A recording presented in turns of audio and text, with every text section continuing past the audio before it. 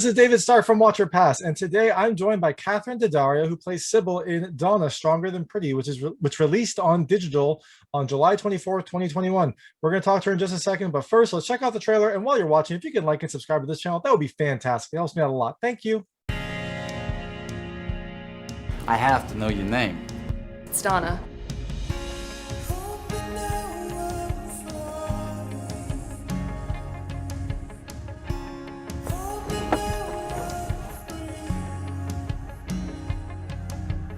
Donna, it's never too late to dream. You know what? Sometimes you can be really ungrateful. Let go of me. I feel stuck. What do you mean? I never know what mood he's gonna be in. How you gonna raise 3 kids with no job, no money, and no husband? Watch me. Don't stop fighting for your kids. Or for yourself. Women gotta be stronger than pretty. You look like a warrior to me.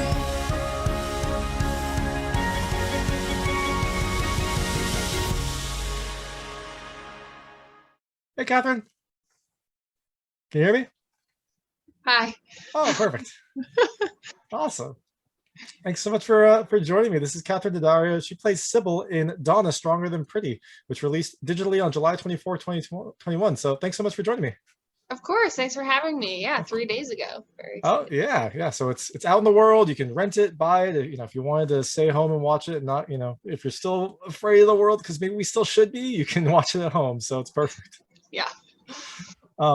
So, I guess the first thing I want to know is, how did you find this film? Had you heard, it's based on a true story. So had you heard about Donna's story before the film, or did you kind of read the script and then dig into the rest of the backstory?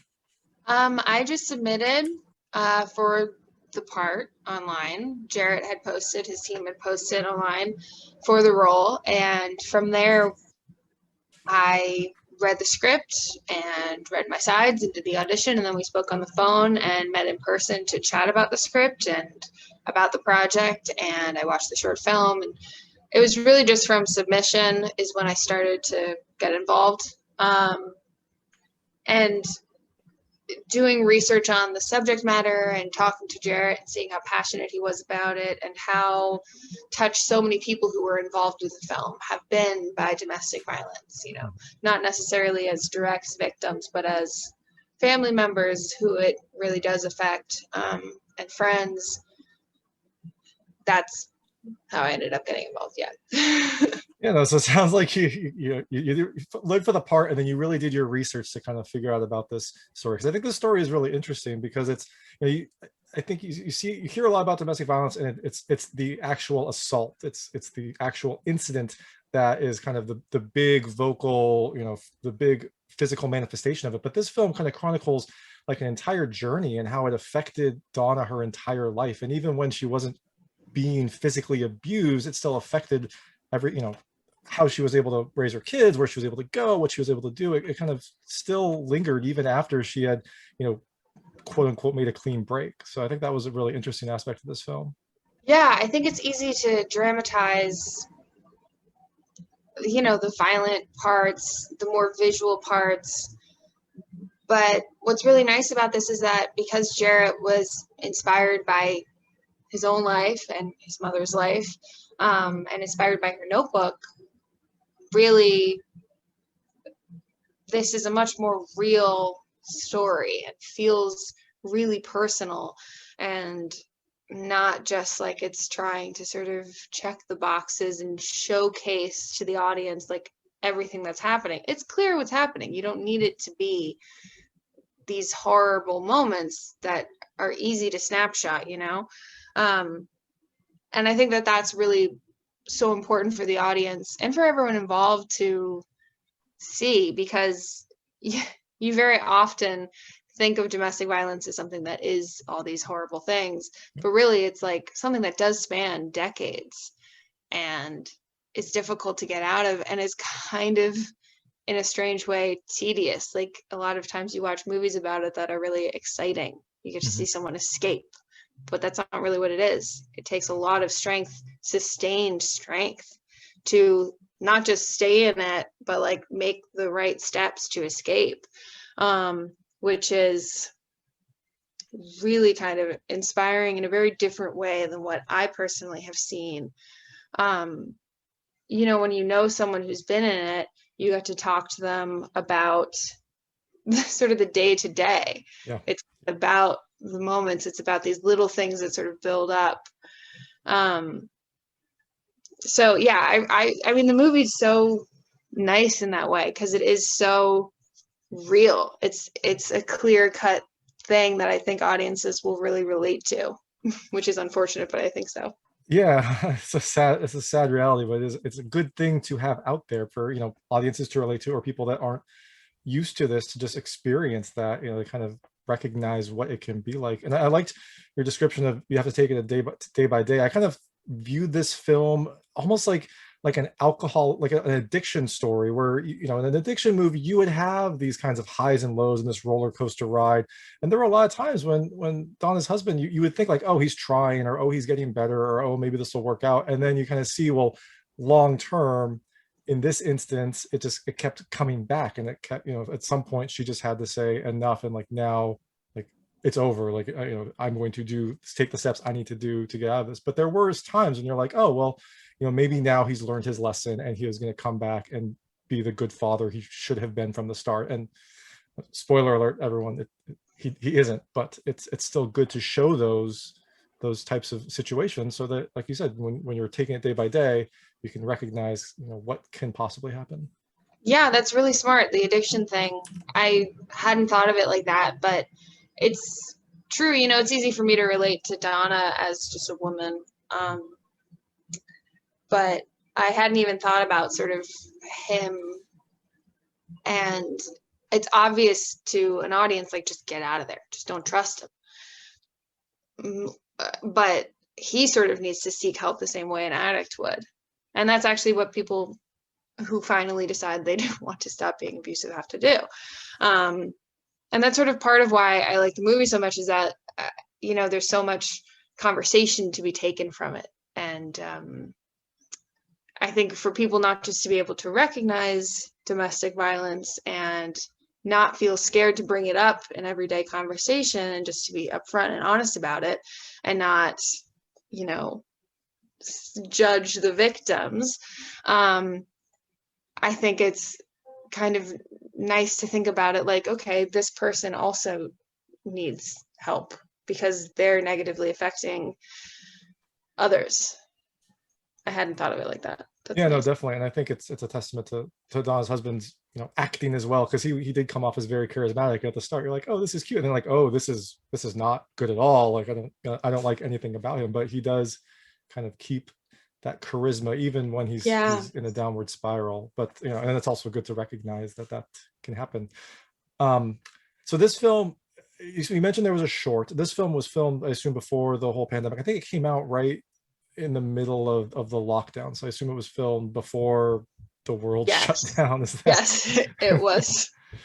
Thank goodness. Yeah, but it is also, you know, I think you heard all these stories about how forcing everyone together was causing domestic issues again. So I think that timing was maybe not fortuitous, that's the wrong word, but beneficial to have it come out when people are stuck together and maybe stuck in situations they don't like. Maybe having this film come out then was a good time, and now it's coming out digitally, maybe as we're hopefully opening up. I don't know, it seems like maybe we will be, I'm not sure, but yes, we'll see what happens with the Delta and with vaccinations. Just everyone get vaccinated. Thank please you. do. This is a vaccine friendly channel. Do it, just do it.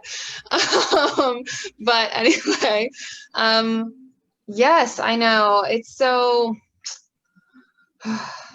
you know, it's difficult because it's also something that, in general, if you're feeling trapped or don't have the finances, it's something that's especially hard to escape.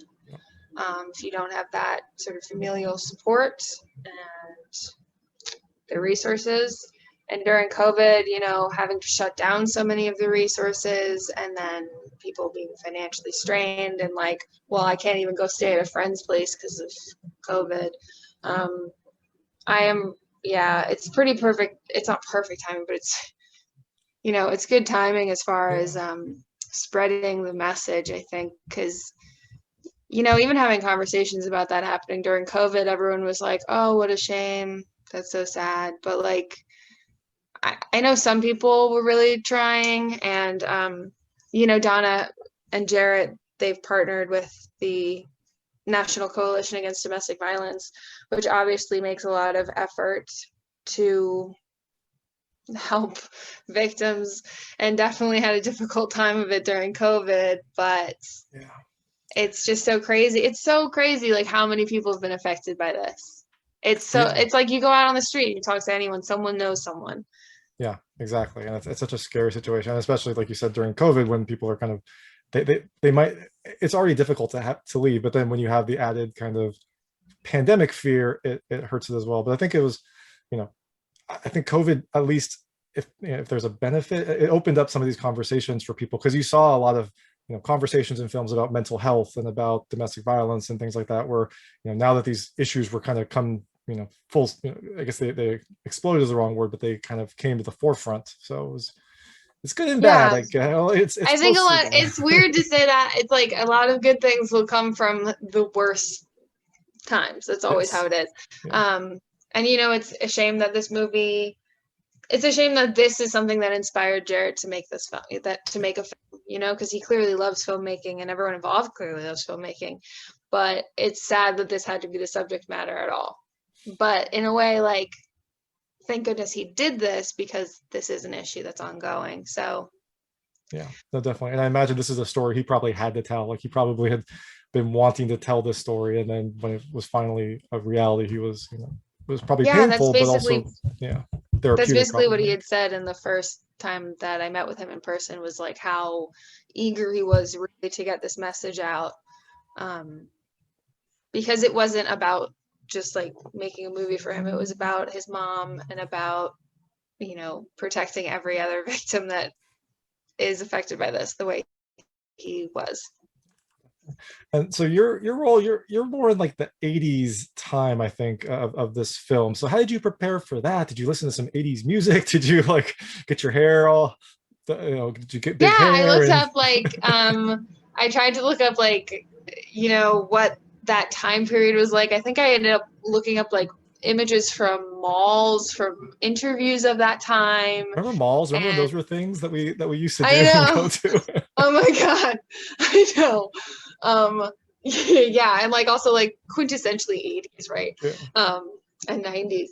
But yeah, I looked up like celebrities of the period of time, and was like, okay, what are, you know, what was the fan base like? I just tried to sort of look at images and people talking. And it was really fun to get involved with this film. I think not only was everyone so passionate about it, but it was really just a pleasant environment. And I gotta tell you, the costumes department was really amazing. I mean, some of the outfits they had me in, I mean, some of the scenes that I'm in got cut, but like, oh my God, the outfits are unbelievable. The hair and makeup was so funny. And like, I think if I were born in a different time and were a teenager in the 80s, I would be very pleased with my looks. So good. But yeah, it was pretty cool to get prepared for, and also just to think about how to make, she's sort of comedic relief, right? She's sort of funny. So how biting she would be if she grew up in that environment is kind of funny. You know, she is naturally like protecting herself, even with the sass, which I love. I kind of love someone who's got a little bit of anger, just enough anger to crack jokes and be judgmental. That's like my favorite. So she was really fun to play. No, definitely. And it's something that you kind of need in a film like this, where you've got some very difficult subject matter. You need a little bit of humor maybe to kind of break it up. So especially when she's, you know, especially in that family, right? It's nice to have some positives come from that family as well. Yeah, I think it's good to give the audience someone to be like, sort of connect to and just crack jokes along with, to take some of that seriousness out of it. Yeah. And the other thing I noticed about that time was the cars were amazing. Were you able to ride around in some of those cars, like some of those No, convertible? I didn't. I saw one of them. I was like, oh my gosh. All the locations that I was on were like beautiful. I shot in one house that had this beautiful garden that was just like stunning and like this beautiful view. That to me felt like a castle. It was just gigantic. And yeah, some of the set stuff and costumes were just so impressive. Like, yeah, it was really amazing how immersive I think the visuals of the film are. And the other thing I really liked is, you had a sister who I think is played by Laura Capitanio. Yeah. You both looked very similar, actually. I thought you could actually be sisters. Had you worked with her before, or is this? No, I had never met her before. She was so funny. She was, cracking jokes about her hair poof and her costumes and my costumes, and we were pretending sort of to be sisters, and we were talking about where we would be going out to after dinner, like what clubs and what guys we're dating. We're making jokes like that the whole time we were on set together. She was great. She was super funny. Yeah. It feels like that could have been its own like comedic offshoot to the serious journey. You could have like the little shorts about you both out in the, yeah, just out in the like 80s world. Yeah, just watch us leave, and what we do is a totally different world, so it's fun actually. Like the cast was such a large cast, so everyone sort of has their own little worlds that you wished you could see more of, which is I think exactly what you want in a film with a cast that big. Yeah, definitely. And the last question before I go into, I call it the lightning round. Were you able to meet Donna? Were you able to talk with her? I don't know if she like came out early, or it was maybe during this press junket. The real Donna? The real Donna, yeah. Yeah, no, I didn't. I unfortunately never got to meet her before she passed. Oh. But just hearing everyone talk about her and watching her interview is really inspiring. I'm so happy for her that this movie is out, because she's able to sort of live on helping people through this. Yeah, no, definitely. And when you spoilers for the film, at the end you get a message from her, which is like you said, very inspiring to hear, because you just kind of seen her entire life, and then you get to see the real Donna, and kind of hear some of her own words and her own thoughts on this film. So yeah, and see how loving she is, perhaps not in spite of, but perhaps because of everything she's been through. Yeah, definitely. And you've experienced it as well at that point. So now I'd like to move, I call it the lightning round. This is very lightweight, short questions that relate to the film. I want to see how some of your personal experiences relate to the characters. You can feel free to pass on any of them. I won't be offended. I try to keep them very answerable. So okay. The first question is, Donna and Nick meet at a bar. So have you ever had some sort of meaningful relationship start with a random bar meeting? No, I don't think I'm of that generation. I think Remember it's bars? all Remember when we used to go to bars back in the days? like, yeah, exactly. I didn't I barely remember it. It's so long ago. But like, I would go to bars, but I would normally be with people, or I would go on a date to a bar. So not much opportunity to just meet someone there, right? That's understandable. My boyfriend, though, is a bartender and has been for a very long time as his like side gig to acting. But we met in acting class, and most of the people I've dated, I've met on apps. What a very typical woman. The modern world that we live in. Although that's good to have a boyfriend that works at the bar. That's a really solid connection there. Oh, it's fantastic. Yeah, it's great. And now I know how to make all my own cocktails and everything. It's great. That's also fantastic and very useful for lockdown. That seems like the most useful skill. Yes, it was maybe a little dangerous. You can make your own like really tasty cocktails. All of a sudden, you like want them. It's the little things in life that matter, right? Yes, exactly. So Nick started a high-end flooring company. That was his kind of business throughout the film. What would your small business, obviously you're an actor, but what would your small business, if you were going to start one, be? All of my interests are so artistic in nature. An art gallery is a good. Yeah, I've actually thought about starting an art gallery. kind of for all my friends who are artists, mainly just to showcase all of their work that I love so much and don't understand why it's not, more popular. Yeah, I think I would have an art gallery. It's not quite as widespread as flooring, you know what I mean? Everyone needs floors. Yeah, but people also need art and beauty, so it's it balances out. So there's a really sweet scene where Donna's daughter, she gets teased at school because her father didn't show up for a daddy-daughter dance. Did you ever go to a daddy-daughter dance when you were growing up, and did you ever have that experience? No, I'm not even really sure what a daddy-daughter dance is. Maybe it's because I grew up in New York City that the schools weren't really, I don't know what that would be. I think it's just like the name sounds. No, I know. I mean, but I mean, like, I just don't, I've never even, I was like, oh, is that a thing? I definitely had sometimes my parents just be busy and not come to something. And definitely no one would ever tease me about it. But even having a parent not show up, it's funny how much it sticks with you. Like, as an adult, I'm like, they were busy, they were working. But as a kid, I was like, how dare they not come see me sing, about snowmen for the Christmas musical or something. Like, How dare they not see my 10-second cameo that I've been prepping for my entire life, which has been like 2 days. Yeah, in my like tree costume that my teacher made for me this week, and I just memorized my one line where I, that sort of thing. That's what it's sticks with you. funny. Yeah.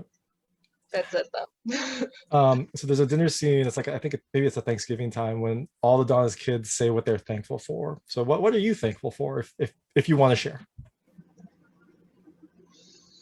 My health and my family's health. Yeah, it's been a tough couple of years on the health front. I think, especially dealing with COVID and stuff. I got pretty lucky and I got some health stuff resolved during COVID, and I didn't get COVID. I was really very fortunate. So I'm healthy. I'm happy for everyone's health right now. It's a very good one, especially because I think you've been busy working as well. So you have kind of been out in the world during this whole COVID pandemic. So that's an But no, extra. everyone's been pretty good. It's really amazing. That's awesome. Do you like cannolis? Who doesn't like cannolis? So unfortunately, okay. You don't like cannolis? I like them. I think they always underwhelm me because I want the cream in the middle to be more substantial. More substantial, interesting. Like I want it to be ice cream in there, and it's not. It's like a soft cream that spills out the sides of the cannoli. Okay, so this is maybe like blasphemy. I don't know. My father's side is Italian, so I don't know what the rules are, but whatever. I buy cannoli cream and I eat it with a spoon. Oh wow. That's what I do. It's just like mascarpone, right? It's just like, yeah. Is it like a fried, a cheesy cream? Is it like a fried cone spoon that you can then crunch off while you're eating there? No, it's that's smart because then it doesn't fall out. Yeah. Oh yeah, wait, they do sell that. They have like cannoli chips for the cream. Also, people do that. I've seen that. That's the move. That might make me enjoy cannoli more. I think, yeah, because then you get more crunch with each bite. Yeah, I like it with some chocolate chips in it, and I just eat it with a spoon. But I'm gonna start doing it with chips too because I've definitely seen it. I like this small business that we're creating. So this will be our small business that we can get out there. Art gallery / like coffee shop / cannoli cream connoisseurs. That's what we'll be. And can you call them like cannoli nachos? Is there some sort of like Italian term that you could use, or is it for cannoli nachos? I guess maybe works as fusion. Cannoli nachos is kind of fun. I like that. And then we have to do some research into what we can. Wait, this is brilliant. I'm like thinking about this now and I'm picturing it. I'm like, this is the best idea. I think maybe we're just both hungry, but I like this idea too. My last question is, so the movie's title is Donna Stronger Than Pretty. Would you consider yourself stronger than pretty or prettier than strong? And it could be like a journey. Like I probably would have in the past considered myself prettier than strong, but as my age has ramped up and my looks have ramped down, maybe now I'm stronger than pretty. But what would you consider yourself?